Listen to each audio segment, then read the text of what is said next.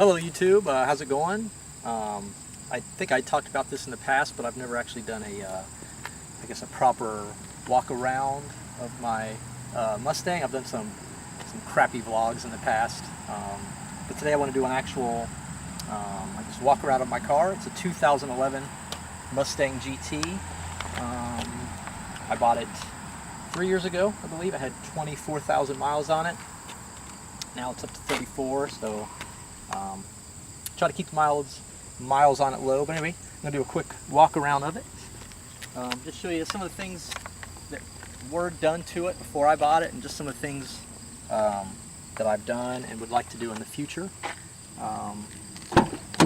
So just start off on the inside here. Not a lot done in here. Basically, it's been American muscled a little bit. When I bought the car, it had this, of course, fake carbon fiber up here on the dash. I guess it's a kit. You can actually cover a lot of the, the interior parts in here. I'm glad that whoever did it decided not to do that, because it would have been too much. I kind of like it. I don't think it's too tacky. I think it's kind of tasteful, and it just gives it a different look. I really don't like the shiny. Normally this is just shiny here. I don't like that look.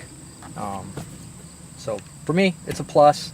Another thing that was done also when I bought the car, it did have the Husky Liners, which is a nice touch. The original floor mats are still in the trunk, never been used. So another nice touch there. Save me the time and money of actually purchasing them myself. But anyway, one thing I've done is this little cover here. I guess it's the tri-bar emblem. This is probably our favorite Mustang emblem, and I think it goes great in the car. If someone who didn't know Mustang would assume it just came, from the factory like this. It kind of matches well the chrome look with all the little, the details in here.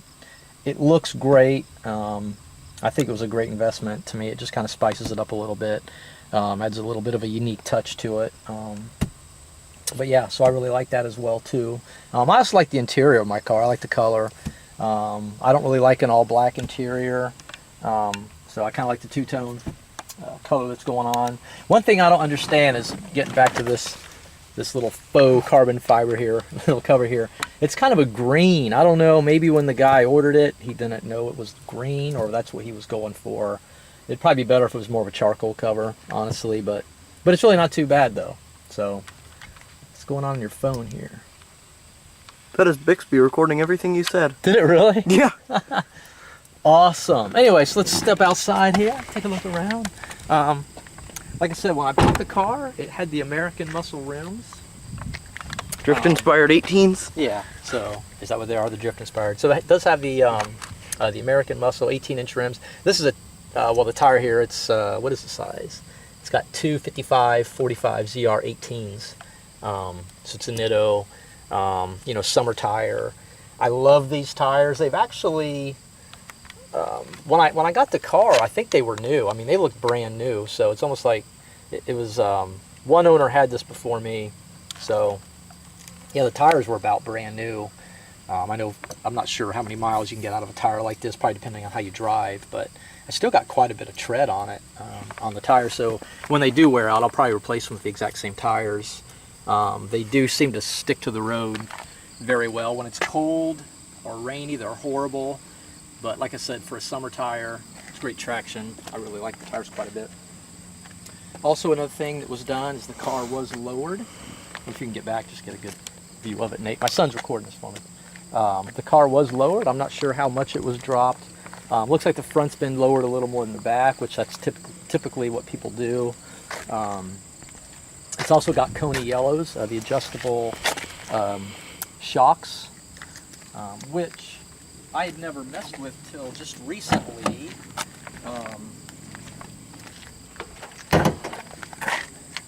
But they're easy to adjust for any of you who are interested. Pretty easy to adjust. Just remove the dust covers here, and there's a little dial, and you can turn the dial to the clockwise, I believe, is soft, counterclockwise is stiff. Actually, I just happened to check it, and it was on the softest setting. I've just recently made it, adjusted it to be stiff, and this thing handled well before, but I love the ride now. It is a little more, feel a lot more of the bumps, but it does, seems like it grips a lot better with that setting. I haven't adjusted the back because he'll show you why. Huh? I said you'll show one why. Yeah. Apparently, I think you have to remove them. I think you can, to adjust it, it has to be under, they have to be fully, I guess, compressed, if I'm saying that right. So I haven't made any adjustments for the back. I don't even know where they're set at as far as, I'm guessing it's set to soft. But anyway, so there's that. Also underneath the car, I don't know if you can get a picture of that, there's a Panhard Panhard bar on the bottom. It's the Panhard bar. Oh God, this is hot. Is it hot? Yeah, whoa! It's really hot. Okay. Anyway, so. Yeah, I got something. But yeah, there's a Panhard bar in the bottom underneath, which is adjustable. It's kind of a suspension component, which can improve your handling. A lot of the things that were done to this car makes me think that maybe it was tracked. I don't know that it was for sure. But about it the also mirrors? Yeah, we got the little rear view mirrors here, which is something I think if you track your car. Most tracks require that. That's required. Well, kind of. And also in the back, I do have a tow package. So never used it, but if you look at the front here, you can see where this connects. Which when I bought the car, I wondered what this was, and of course I did some research, and that's what it's for. So I don't know that he tracked the car, but it's very possible that he did, because some of the things he did do lead me to believe that it was tracked. I don't really have any plans to track the car myself. I do live close to Mid-Ohio. I think it would be awesome to do that at some point. I've considered it, but it's a very technical track for, it's just something I've considered doing. I'm not sure that I will actually do. But anyway, so under there is where you do the shocks, right? Yeah, and if in the rear you can make an adjustment to the back. Well, yeah. There they are, but I'm not sure. I think you, like I said, I believe you do have to compress the shocks. Yeah, so I guess that requires removing them. Anyway, but just a couple other things that have been done that actually we did to the car. It does have the Flowmaster Outlaw Series Axleback exhaust, which I do have another video that kind of shows the before and after. If you want to check that video out, feel free. So there's that. It sounds great, by the way. It's a very aggressive exhaust. You know, I figure if I was going to upgrade the exhaust, I'd go as aggressive as I could, because if I'm going to make a change, I might as well make a drastic change. A couple other little things that we've done recently. Kind of made a mistake because I wanted to get the rear deck lid cover here, but I also wanted to get this this badge cover here, the black. But I kind of went with the wrong thing. I should have got, they have it, I can't use this with the rear deck lid cover, so right now I'm not really able to do that. MMD has one that actually goes over and actually blacks out a little around here.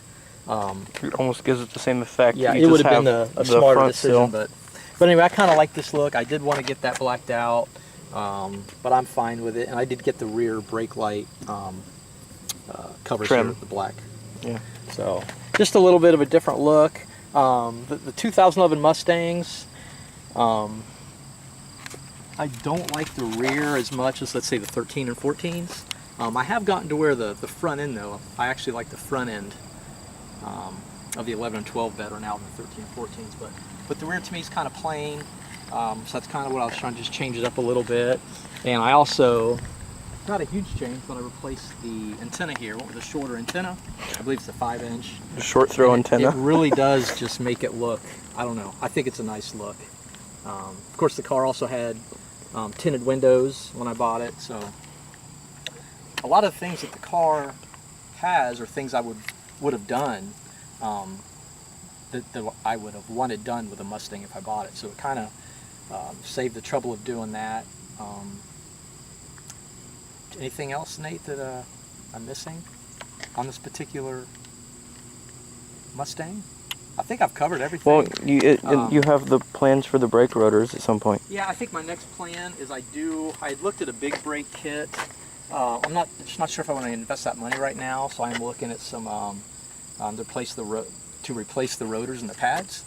So again, I'll probably go through American Muscle and get the drilled slotted rotors and the new pads. So that's probably next on the list. I've debated selling this car or upgrading to a newer model, but lately I'm thinking I'm not sure I want to do this. There's just, it's had a lot of things done to it that I like, and I know if I get another Mustang, I'm going to want to do a lot of the same things. Like I said, it's still an awesome car. It's only got 34,000 miles, so kind of changed my tune a little bit now as to what I plan on doing. Maybe I'll just do more things to this, even some performance-oriented upgrades. So, but it's still up in the air. I'm not sure. If I do get another car, it'll be a couple years from now anyway. So, but that's about it. That about covers it for now. Hope you enjoyed this particular walkthrough of my 2011 Mustang GT, and thanks for watching. Bye.